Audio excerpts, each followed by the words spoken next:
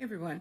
So again, as I said, we're talking about boundaries this week not because boundaries need a big discussion. There's a lot of talk on boundaries out in the social media platforms. Everybody discusses it.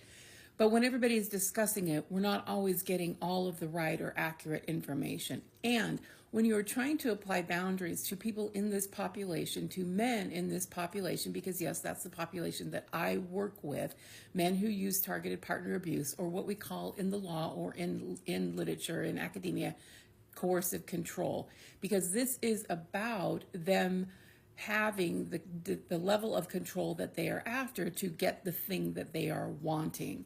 So control isn't necessarily a bad thing. Somebody can control the resources, or manage is another word that we can say, control the family resources, but they don't do that excluding the other partner. That's a power over type of control. So control in and of itself is how we manage ourselves and how we maintain ourselves in a civil society, or in in an agreed union, such as a partnership or a marriage. If there's a power differential in that marriage and somebody exercises a boundary around all of that to try to bring things back into mutuality, reciprocity, and appropriate negotiation, someone who's exercising targeted partner abuse will often flip that and then suggest that the one who's putting a boundary in place is the one being controlling or the one being abusive. So having boundaries and discussions about boundaries are important, because that is the way that an individual, usually the wife, the woman who's being powered over, puts her voice back into that discussion and is able to say, where she wants those negotiations to happen, and to realize also that she has a right to do that. Boundaries are important, not because they're about control or power.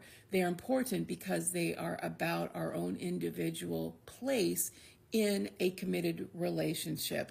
They also are important in our normal human social interactions. So that's how we teach other people how to treat us, as I've said before, but it is also how we put ourselves back into an equation where we've been summarily dismissed out of that equation, pushed aside, and powered over by somebody who's using targeted partner abuse and coercive control.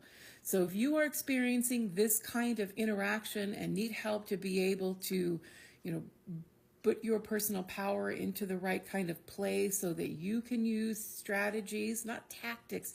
Tactics are about abuse. Strategies are ways that you implement, negotiate. It's a system that you use for proper relational negotiation. If you are struggling with that and need help, come see us at Center for Peace, www.cenfp.org.